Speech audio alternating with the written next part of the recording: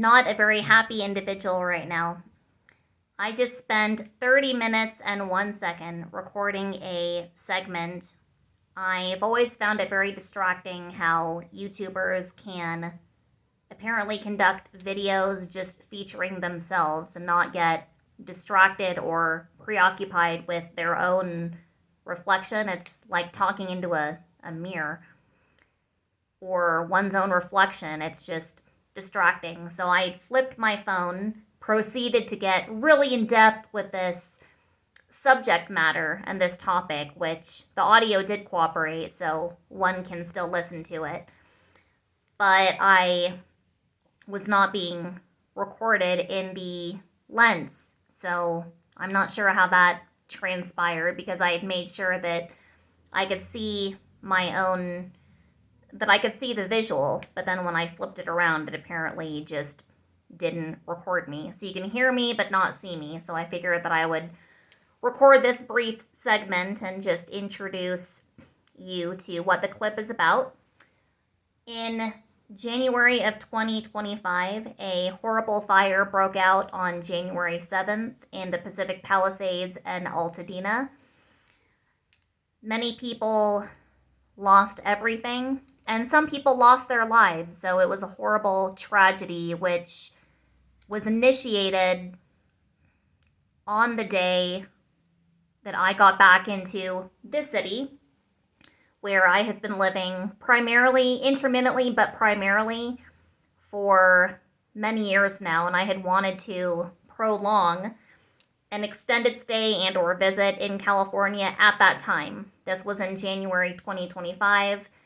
Basically couldn't find a place to comfortably allow that to happen. So on January 7th, I came back here, was moping around in the downtown area, and was told that parts of Los Angeles were ablaze. So the timing was really synchronistic and strange. And I've kept up with this story and the developments, the criminal negligence that led to it happening to begin with when it shouldn't have. And Spencer Pratt was a previous very well-known reality star from way back in the day. Some of you might remember him on The Hills, which was a pseudo reality show, very popular between 2006 and I'd say especially 2006, 2007, 2008, 09, and 2010. It was kind of winding down and eventually ended in 2010.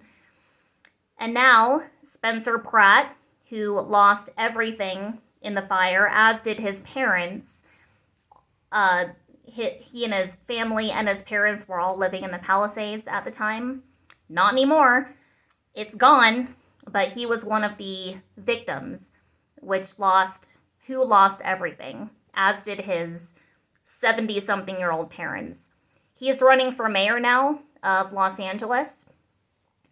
We can help elect him and get him into office come May, and I will be voting for him. He has the best interest of not only his family, not only his community, but of the state in mind, and the contrast of the alleged and so-called villainous role that he played on The Hills way back then. I never bought it. I could tell that it was staged and manufactured, and I just didn't find the show entertaining for that reason. I found it more just the aspirational aesthetic element of representing what Los Angeles County was at that time, which was so glamorous and so brimming with opportunity, and he was symbolic of that.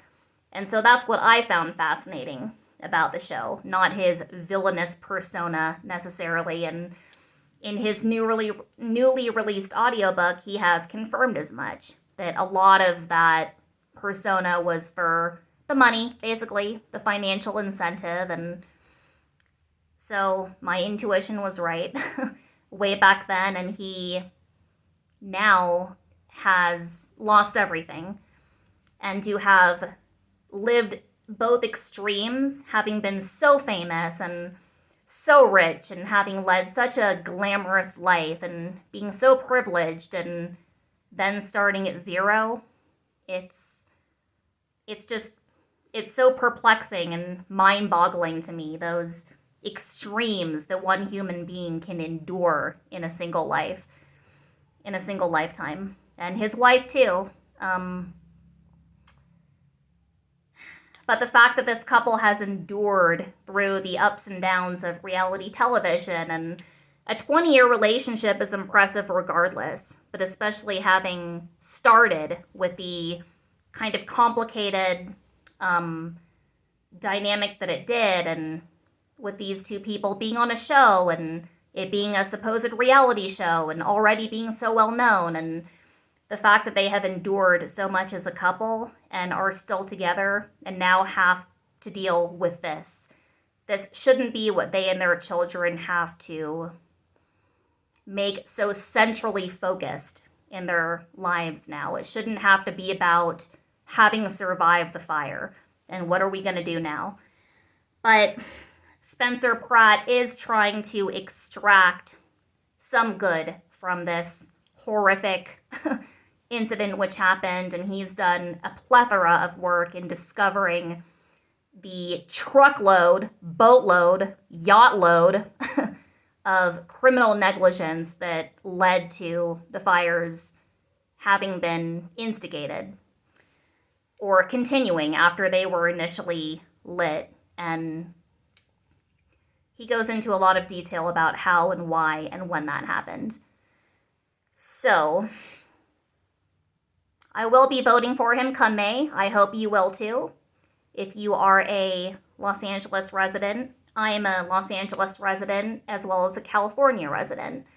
So I hope that after Spencer Pratt conquers the race and does what good he can for my county, that he will perpetuate and just expand his influence and his good-hearted intentions into the entirety of the state, because it needs it, and it has for some time, and you know I'm right.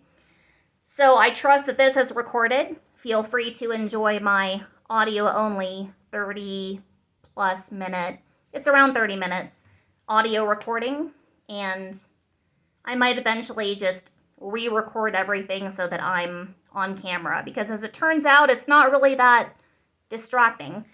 Maybe at first, but that was always my biggest fear, that I would be sidetracked just looking at my own reflection. But hey, it's really not that difficult to work around. So thank you as always for tuning in, and I will see you when I see you here on Hipsterless Hangout. Take care.